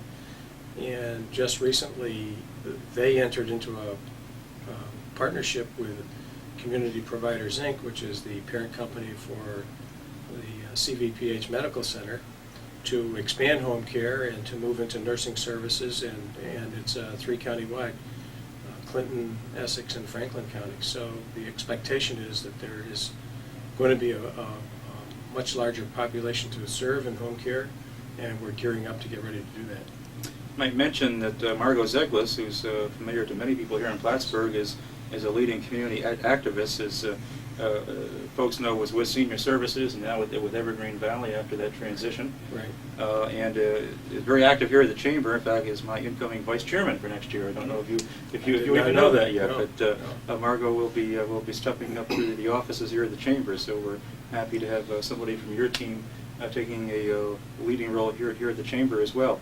But what we heard there is really the two seeds of a very interesting story in terms of some of the kinds of changes that are happening out there. You had a nursing home run by the sisters, which has now moved into the private sector. Right. And then home care in a nonprofit setting that has also come under your umbrella from the nonprofit sector to your company as well. Is that a trend that we're seeing elsewhere, or were there just some circumstances that came to pass here that made something special here? I think a lot of it is being driven by what's occurring in healthcare reform today on a national basis. And organizations are, especially smaller ones, are partnering up to get ready for what the incoming changes in healthcare, as well as, especially when they're smaller, to protect themselves and to be able to survive the conglomerates that will be moving in and managed care and larger organizations that are doing this. Clinton County is fortunate in that they have some excellent agencies and services in place, and this partnering is keeping the business and the activity controlled locally, which we think is a very big thing. But the private sector side of it for us is, it just happens to be we are in the private sector, and we can bring several types of dimensions to the business that generally isn't the case in either governmental or nonprofit situations. So I think there's a good deal of partnering going on nationally to help preserve their businesses and to look to affiliations and networking to carry them into the 21st century. Are we ready, particularly here in the North Country, to meet the growing demand for services from the population that you serve, or are we going to need to be doing some more different kinds of things still to get ourselves ready to meet that demand? Well, I think there are some, at least in the long-term care side of it, which is what I'm comfortable talking about. I think there are some other things that have to happen in our region to give us a full service component. For example, we are, at the nursing home, we're approved to do an adult day health care program. We fully expect to do that within the next year or so, and that will provide daycare, medical daycare for some of the residents in this area that are not ready for nursing home placement or choose to stay home, and this will give their family caregivers an opportunity for some rest and give them some socialization as well as some medical attention on a daycare basis. So that's a program that is not here, and we're going to do that one. The types of activities that also can be enhanced, I think, are in the assisted living area and the retirement community concepts that are now making the media in this area that are also missing and are all part of it. You need to have a whole variety of services like that to be able to take care of your population at the level they want to be taken care of. Quite often people forget that most of the businesses are started not just because it's a business, but it's generally it's a service business and it's filling a need. And so if you find a need, then somebody's going to step in and do it. In adult daycare, we're going to do that. And in the assisted living, there's the example of the park proposal dealing with a retirement community concept. And I'm sure you'll be seeing many more in the coming months and years. Now, for the folks out there, whether they're reaching that age where they're starting to think about what their needs might be for themselves, or perhaps people thinking about their parents or aunts or family, and perhaps starting to become concerned that, geez, I need to start thinking about how we're going to provide for mom and dad and so on. How should people be thinking about before it's the crisis situation? Now, how do I get into a nursing home? How do I, which too often is when people suddenly start thinking about it without having thought ahead. How should people be perhaps starting to think and plan ahead better for that ultimate time that most of us will come to? I think it's a great question. I think there are as many ways to plan ahead as there are individuals. Everybody is different and is going to require a different set of circumstances to deal with. One of the areas that comes to mind immediately when you ask that question is the Area Office for Aging. They provide, I don't know that it's case management, but they provide services to help people determine what their needs are. in each of the institutional organizations, nursing homes, hospitals, and some of the other agencies, they also have a case manager discharge planning concept, which helps people decide what service they need next. For the person on the street, it might be that they just would have to call the agency, like, for example, home care. If there is some question of some service that could help you at home, then you would just simply need to call the home care agency, and we have the capability of providing a nurse to go out and do an assessment and determine what kind of services you might need that will either help you stay at home or might suggest the next level of care to go to. I think most agencies are equipped with at least being able to put you in touch with the proper service or help you find who can best answer your needs. And the Office for Aging is a good start. But certainly it's nothing wrong with becoming more familiar with what is out there anytime. Again, whether for yourself or you're thinking, geez, in the next few years I may have to be thinking about this for some family member. And I'm sure you have staff that would be happy if people wanted to know more about Evergreen Valley and see it and know more about what it's like, so that they'll, and the other services and home Right. services, you'd be happy to hear from those people. And Yes, we would. And we would do exactly what I'm saying. We would do an intake and talk with the individual family member or person in need of service. And if we knew that it was not a nursing home placement, it didn't meet those criteria and so on, we would gladly direct them to another source to help deal with their needs, or make that contact ourselves, whatever it would be, to get us involved in being, a good corporate citizen in the community for people that do not become our customers. Now, I know it makes a great deal of difference depending on the acuteness of a person's condition and situation, but could you give folks some sense or range to know how long a waiting period they could anticipate before getting mom and dad in a nursing home, just so they'll realize this isn't something I should wait for the crisis to have to do that, I should be thinking ahead? Well, the actual admission is difficult to predict, because the waiting list structure that occurs in most county situations is driven by Medicaid for the most part for the state, in that most of the business in nursing homes is Medicaid paid in all nursing homes in this state. And Medicaid requires that someone who is eligible for placement in a nursing home, that person's name has to be submitted to all nursing homes within a 50-mile area. Mm-hmm. And so a waiting list is difficult to determine, because a person's name could be on 6 or 8 different nursing homes, and within that space or distance.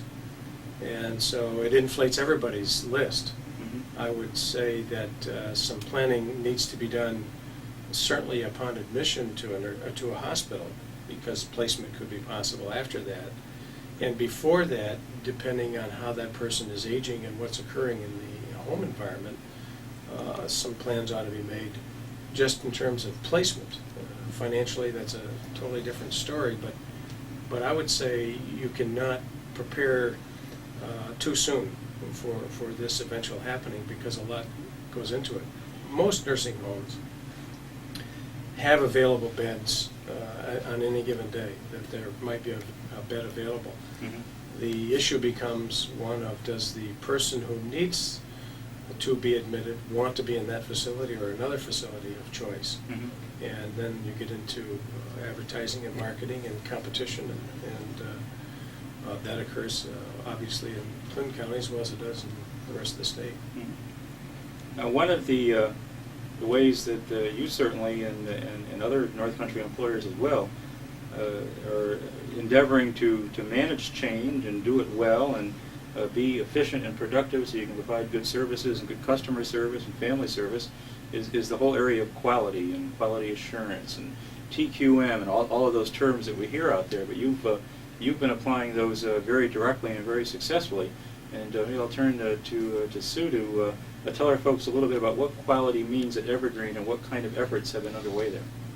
Okay.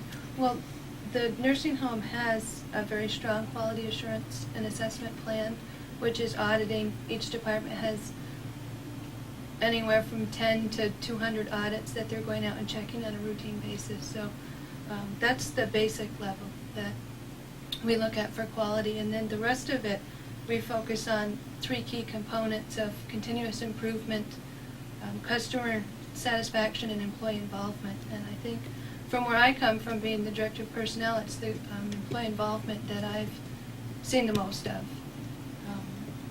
We do a lot of focus groups, employee teams, where we discover a problem either from analyzing the quality assurance audits or from analyzing resident incidents or employee incidents, and we get an employee team together to find out what the best solution to that is, and that's a lot of our efforts.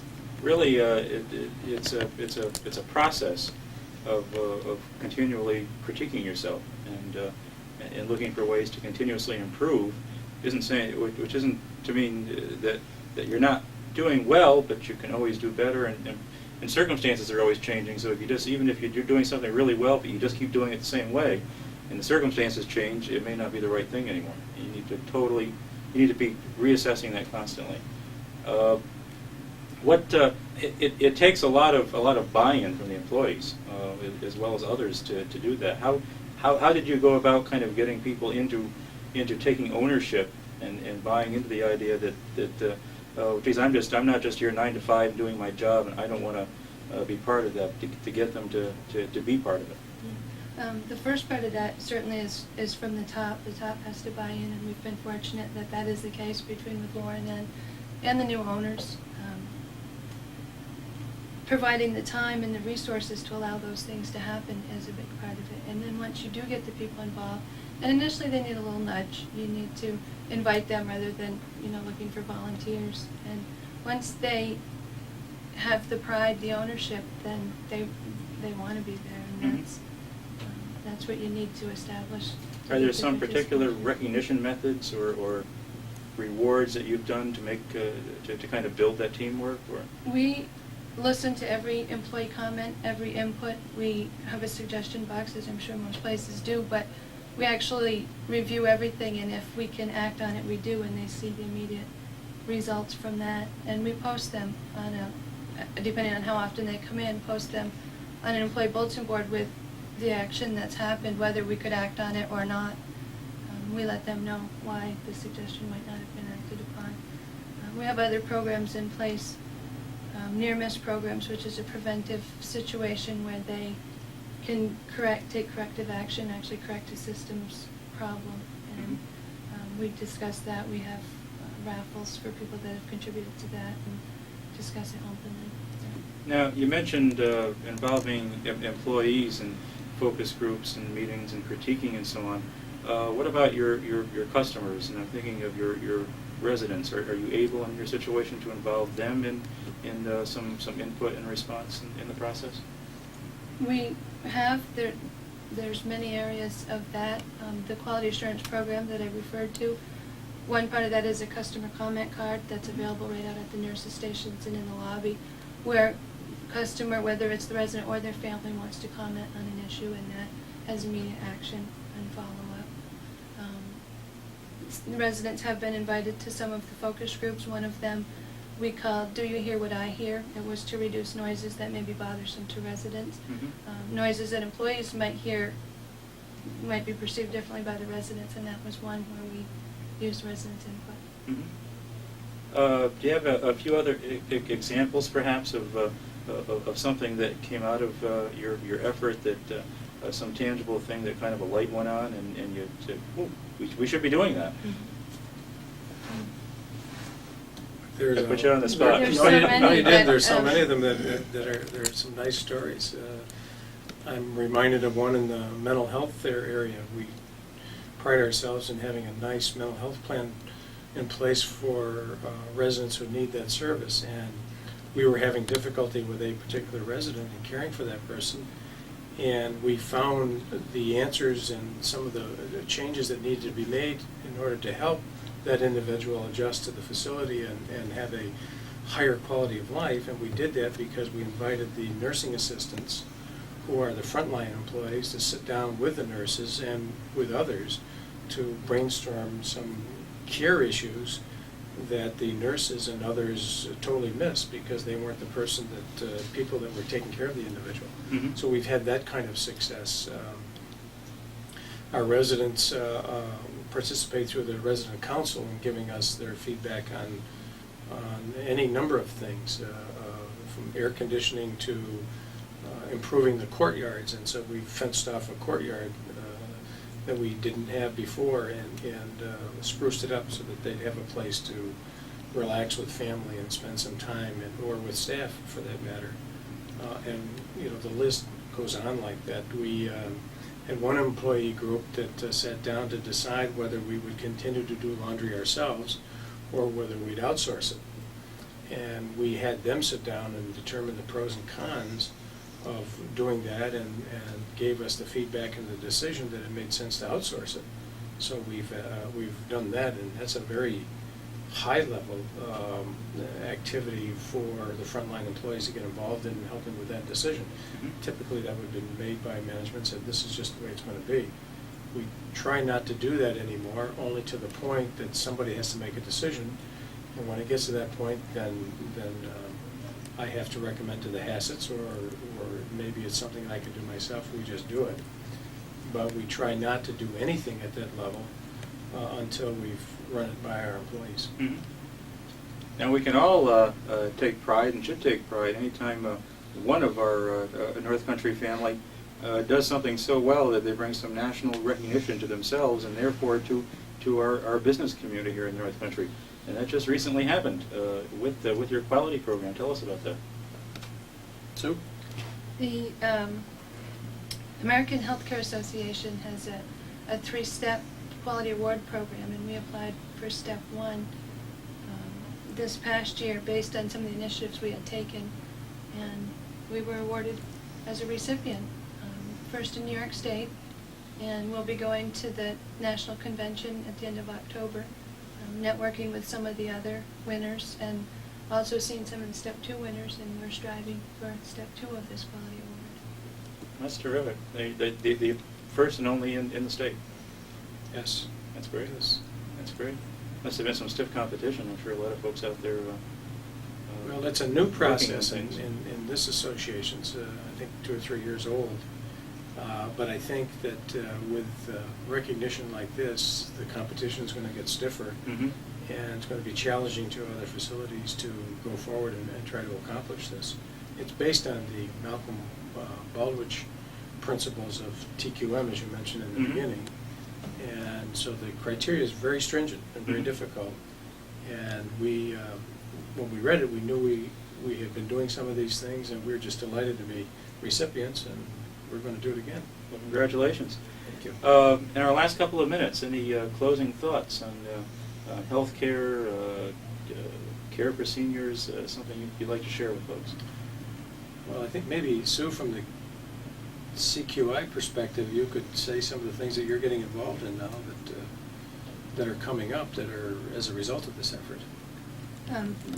With the quality award, looking at this step two criteria, which are based on the Malcolm Baldrige criteria, we're seeing several areas that we know we need to start focusing on to be prepared for that. Strategic planning, we do it very informally. That's something that we want to focus on a little more and get a little more definition to. Some of the efforts that we're preparing in order for the National Convention at the end of October, we'll be having a display down there showing one area of our quality initiative, which is an enhanced dining experience that we've recently gone through. We're putting together a scrapbook showing a lot of the Bridge to the community events that we've held. We're putting together a benchmarking book that shows some of the employee teams that we've used, the focus groups, things that we can share down there. We're really looking forward to it. Because it really is a continuing effort, isn't it? It isn't a matter that quality isn't something you do for a while, you hit that mark, get the award, and say, well, that's done, let's go back to normal. It's a process and a mindset that you get into that you then have to constantly stay with it. It's a continuous challenge, and I think that's what makes it work for us. We are all always looking for something better, something more than just the ordinary business day. Well, that's great. There you have it. a major employer here in the area, a look at what they do and how they're managing change.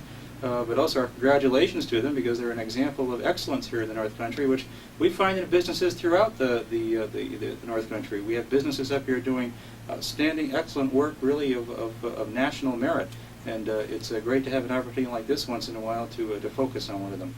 So be sure and tune in future weeks as we look at other businesses here in the North Country.